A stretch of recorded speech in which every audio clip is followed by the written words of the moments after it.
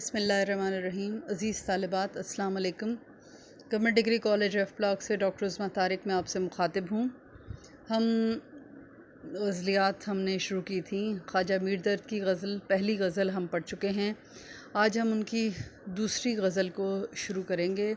خواجہ میر درد کے بارے میں نے جیسے کہ آپ کو پہلے بھی بتایا تھا کہ میر تقی میر جو ہیں وہ غزل کے شہنشاہ کہلاتے ہیں، لیکن تصوف میں جو نام کمایا تصوف کے حوالے سے اور عشق حقیقی کے حوالے سے خواجہ میر درد اپنی ایک واضح پہچان اور ادب میں رکھتے ہیں۔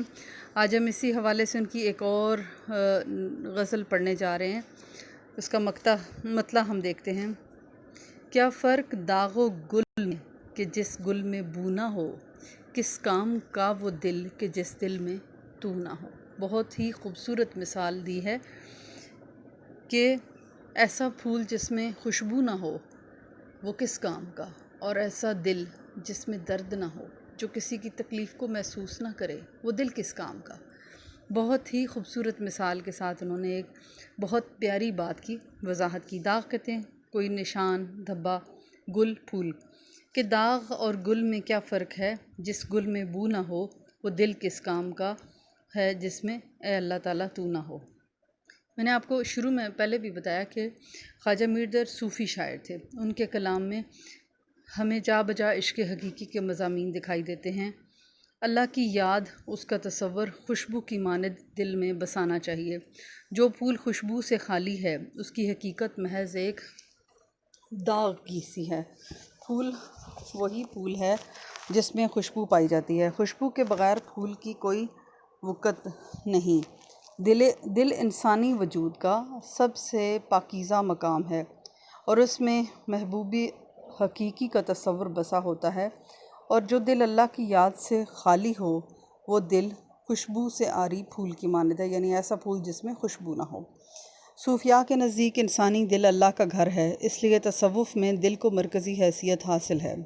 اگر انسان اپنے دل میں اللہ کی ہستی کو جگہ نہیں دیتا تو گویا اس کا دل ایسے پھول کی مانند ہوگا جس میں خوشبو نہیں۔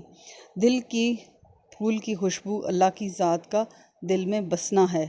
اگر دل میں اللہ ذات باری تعالیٰ کا جلوہ موجود نہیں تو ایسا دل محض ایک لوتھڑا ہے یا خون اور رگ و ریشے کا ایک ٹکڑا ہے اور بے فائدہ ہے۔ انسان کے لیے لازم ہے کہ وہ دل میں اللہ کی ہستی کو بسائے رکھے۔ بقول آتش چاروں طرف سے صورت جانا ہو جلوہ گر، دل صاف ہو تیرا تو ہے آئینہ خانہ کیا۔ خواجہ میر درد نے اس شعر میں ایک حدیث کی طرف اشارہ کیا کہ مومن کا دل عرش الہی ہوتا ہے، یہی وہ مقام ہے جہاں اللہ جیسی پاکیزہ ہستی قیام کر سکتی ہے، مگر اس کے لیے قلب کی صفائی شرط اول ہے، یعنی دل کا صاف ہونا بڑا ضروری ہے۔ بقول خواجہ میر درد ارض و سما کہاں تیری وسعت کو پا سکے، میرا ہی دل ہے وہ کہ جہاں تو سما سکے۔ جس طرح پھول کی قدر و قیمت اس کی خوشبو سے ہے، اسی طرح دل کی قدر و قیمت کا اندازہ اس بات سے ہوگا کہ اس میں اللہ کی یاد کس حد تک بسی ہے۔ اگر دل یاد اللہ اور ذکر الہی سے خالی ہے تو وہ ایک ایسے پھول کی مانند ہے جو خوشبو کے بغیر صرف ایک رنگ ہے۔ ایسا پھول نہیں بلکہ پھول کے نام پر ایک بدنما داغ ہے یا دھبا ہے۔ اگر دل میں یاد الہی کا بسیرا ہو تو اس کیفیت کا اندازہ میر درد کے اس شعر سے ہم لگا سکتے ہیں۔ بسا ہے کون تیرے دل میں گل بدن اے درد کہ بو گلاب کی آئی تیرے پسینے سے۔ بسا ہے کون تیرے دل میں گل بدن اے درد کہ بو گلاب کی آئی تیرے پسینے سے۔ اگلا شعر ہم دیکھتے ہیں۔ یہ دونوں اس شعر کا غزل کا مطلب بھی اور یہ اگلا شعر جو میں ابھی آپ کو پڑھانے لگی ہوں امتحانی پوائنٹ آف ویو سے بہت ہی اہم ہے۔ ہووے نہ حول و قوت اگر تیری درمیاں، جو ہم سے ہو سکے ہے سو ہم سے کبو نہ ہو۔ ہووے نہ حول و قوت اگر تیری درمیاں، جو ہم سے ہو سکے ہے سو ہم سے کبو نہ ہو۔ حول طاقت، قدرت۔ اے باری تعالیٰ اگر تیری قدرت اور طاقت ہمارے ساتھ نہ ہو تو ہم کچھ بھی کرنے کے قابل نہیں ہیں۔ ٹھیک ہے، اس شعر میں قرآن کریم کی اس آیت کی طرف اشارہ کیا گیا ہے، لا حول ولا قوت الا باللہ العلی العظیم۔ کسی میں نہ گناہ سے بچنے کی طاقت ہے، نہ کوئی نیکی کرنے کی قوت حاصل ہے سوائے اللہ کے جو سب سے بلند اور مرتبے والا ہے، کہ اللہ ہی ہے جو انسان کو اچھائی اور نیکی کی توفیق دیتا ہے۔ اگر اللہ نہ چاہے تو انسان نیکی بھی نہیں کر سکتا، ٹھیک ہے۔ تو اس شعر میں شاعر کا کہنا ہے کہ اللہ کی ذات قادر مطلق ہے، انسان اللہ کی عطا کردہ قدرت کے بغیر کچھ بھی نہیں کر سکتا۔ آپ کو بتایا تھا نا کہ ان کا نظریہ جبر ہے، یہ تقدیر پر یقین رکھتے ہیں کہ جو انسان کی تقدیر میں لکھ دیا گیا وہ ہو کر رہتا ہے۔ شاعر کہتا ہے کہ اگر ہماری زندگی میں اللہ کی طرف سے ہمیں توفیق نہ ملے تو انسان کچھ نہیں کر سکتا۔ یہ سارا نظام ہستی اللہ کے حکم کے تابع ہے، اللہ کے اس کے اشارے کے بغیر پتہ بھی نہیں ہل سکتا۔ اللہ نے تمام انسانوں کو تمام مخلوقات میں سے افضل اور برتر بنایا ہے، انسان میں بے شمار صلاحیتیں اور قدرتیں ودیت کر دی ہیں۔ اگر وہ کچھ کرنے کی ہمت اور صلاحیت نہ بخشے تو انسان کوئی کام نہیں کر سکتا۔ آج کے دور کی تمام سائنسی ترقی، خلاؤں کی تسخیر، سمندروں کی حکمرانی، فضاؤں میں اڑنا، اگر اللہ کی رضا شامل نہ ہو تو انسان کچھ بھی نہیں کر سکتا۔ باوجود یہ کہ پر و بال نہ تھے آدم کے، وہاں یہ پہنچا کہ فرشتے کا بھی مقدور نہ تھا۔ یعنی کہ باوجود اس کے کہ انسان کے آدم کے نہ پر تھے نہ بال تھے کہ وہ وہاں تک پہنچ سکتا، لیکن اللہ تعالیٰ نے اس مقام تک انسان کو پہنچایا جہاں فرشتوں کو بھی جانے کی اجازت نہیں۔ صوفیاء انسان کو مجبور تصور کرتے ہیں اور ان کے بقول انسان تقدیر کے ہاتھوں بے بس ہے۔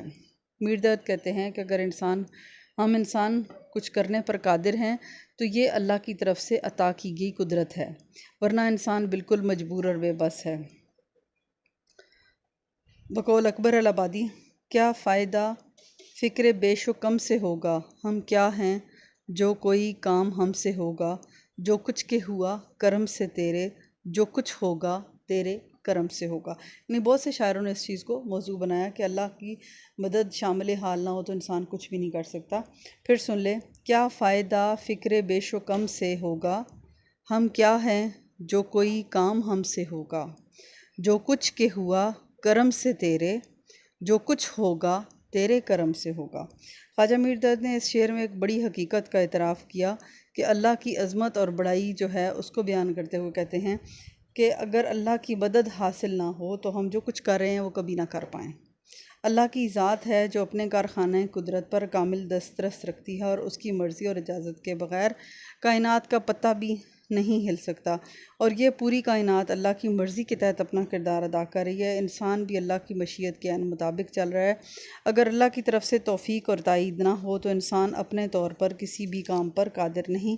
کب محیط غم میں ڈوبا جس کا تو حامی ہو، ہر حباب اس کے لیے گویا سفینہ ہو گیا۔ ایک شعر اور کر لیتے ہیں، جو کچھ کہ ہم نے کی ہے تمنا ملی مگر یہ آرزو رہی کہ کچھ آرزو نہ ہو۔ کہ دنیا میں آ کے ہم نے جو بھی خواہش کی، جو تمنا کی، جو آرزو کی وہ پوری ہوئی، لیکن پھر بھی ہماری یہ خواہش رہی کہ کوئی آرزو دل میں جنم نہ لے۔ اب یہاں پہ پھر صوفیانہ رنگ کا اس میں اظہار ہے کہ خواجہ میر درد نے صوفیانہ رنگ میں انسانی فطرت کا ایک منفرد خیال پیش کیا کہ انسان سراپا ضرورت اور حاجت کا بندہ ہے، اور اللہ تعالیٰ انسان کی خواہشات اور ضروریات پوری کرتا ہے۔ وہ ہر شے کے حصول کے لیے اسی کا حاجت مند ہے۔ بندہ مانگتے نہیں تھکتا، لیکن اللہ تعالیٰ عطا کرتے نہیں تھکتا۔ وہی اپنے فضل و کرم سے ہماری تمام حاجتیں پوری کرتا ہے۔ اس کا کرم ہے کہ ہماری ساری آرزویں پوری ہو جاتی ہیں، اس کے باوجود دل میں یہ حسرت رہتی ہے کہ ہم اس سے کچھ اور مانگیں۔ بقول غالب، دونوں جہان دے کے وہ سمجھے یہ خوش رہا، یا آ پڑی یہ شرم کہ تکرار کیا کریں۔ دونوں جہاں دے کے وہ سمجھے یہ خوش رہا، یا آن پڑی یہ شرم کہ تکرار کیا کریں۔ یعنی یہ ایک حقیقت ہے کہ آرزو کا سفر انسان کی موت تک جاری رہتا ہے، اور جو تمنا پوری ہو جائے اس کو حاصل کرنے کی تڑپ مر جاتی ہے، اور جو حاصل نہ ہو سکے وہ ایک حسرت بن کر رہ جاتا ہے، اور خواہشوں کا طویل سلسلہ اذیت اور عذاب سے کم نہیں ہوتا۔ آئیڈیل انسان وہ ہوتا ہے جو خواہشوں سے بے نیاز ہو، اللہ سمد، اللہ بے نیاز ہے، بے نیازی صرف اللہ کو زیب دیتی ہے۔ اگر انسان بھی اپنی خواہشات کو قابو کر لے تو اس کے اندر بھی شان بے نیازی پیدا ہو جائے گی۔ بقول شاعر، اگر باب اجابت تک رسا اپنی دعا ہوتی تو جی میں تھا کہ خواہان دل بے مدعا ہوتے۔ میر درد نے اس شعر میں ایک منفرد خیال پیش کیا ہے کہ ہم نے جو اللہ سے مانگا اس نے ہمیں دیا، اس نے عطا کیا، اور بعض اوقات تو بن مانگے بھی دے دیا، لیکن کاش میں اس کی ذات سے کچھ بھی طلب نہ کرتا۔ میری جو دل ہے اس میں یہ دنیاوی خواہشات اور یہ سب چیزیں نہ ہوتی۔ وہ ہستی تو دلوں کے بھید جانتی ہے، دعا مانگے بغیر تمنا پوری ہو جائے تو یہ اللہ کا خاص کرم ہوتا ہے۔ اگر ہم صلے کی تمنا چھوڑ کر صرف اس کی ہستی کی عبادت پر زور صرف کریں تو مزہ آ جائے۔ یعنی صوفیاء کا یہ ہوتا ہے کہ وہ دنیا میں دل نہیں لگاتے، ٹھیک ہے، اس لیے وہ خالصاً صوفیانہ فکر کا اظہار کر رہے ہیں کہ اللہ تعالیٰ میرے دل سے خواہشات نکال دے، میرے دل سے دنیا کی محبت نکال دے، اللہ سے جو مانگو وہ دیتا ہے، یہ اس کی شان ہے، ٹھیک ہے، کہ وہ اپنے بندے سے کس قدر محبت کرتا ہے، وہ اپنے بندے کی دعا کو رائے گاہ نہیں کرتا، بہت جو مانگو وہ دیتا ہے اور بہت کچھ بغیر مانگے بھی دے دیتا ہے۔ لیکن ایک جو صوفی ہوتا ہے، ایک تصوف، اہل تصوف جو ہیں، ان کی یہ خواہش ہوتی ہے کہ اللہ تعالیٰ ان کے دل سے دنیا کی لالچ اور دنیا کی چاہت اور دنیا کی آرزوئیں اور خواہشات جو ہیں وہ ان کو پاک کر دے، تاکہ وہ خالصتاً اللہ کا ہو کر اللہ کی عبادت کرے اور اسی کو پکارے، اسی کو یاد کرے، اور دل میں سوائے اللہ کی یاد اور ذکر الہی کے کوئی اور چیز ہونی ہی نہیں چاہیے، کوئی دنیا کی خواہش، کوئی دنیا کا خیال، کوئی دنیا کی بات دل میں آنی ہی نہیں چاہیے۔ تو اس خیال کا اظہار کر رہے ہیں اس شعر میں خواجہ میر درد۔ تو امید کرتی ہوں کہ آج ہم نے جو 3 اشعار پڑھے ہیں وہ آپ کو سمجھ آ گئے ہوں گے، اس کی تشریح آپ نے یاد کرنی ہے اور اس کے بعد زبانی اپنی نوٹ بکس میں لکھیں۔ اس میں آپ کا ہی فائدہ ہے، جب آپ ایک چیز یاد بھی کر لیں گے اور لکھیں گے تو آپ کو اچھی طرح ذہن نشین ہو جائے گی، اور کوئی چیز نہ سمجھ آئے تو اب آپ کے پاس ایک چیز موجود ہے، آپ کے پاس لیکچر سیو ہو گیا، آپ اس کو بار بار سنیں، ٹھیک ہے، بار بار سنیں گے تو وہ چیز اچھی طرح سے آپ کو ذہن نشین ہو جائے گی۔ 2-3 بار سنیں، آپ کو یاد ہو جائے گا، اس کے بعد آپ اس کو زبانی اپنی نوٹ بکس میں لکھیں، تو اس طرح آپ کی اچھی تیاری ہو جائے گی۔ اس کے ساتھ ہی میں اجازت چاہوں گی۔ اللہ حافظ۔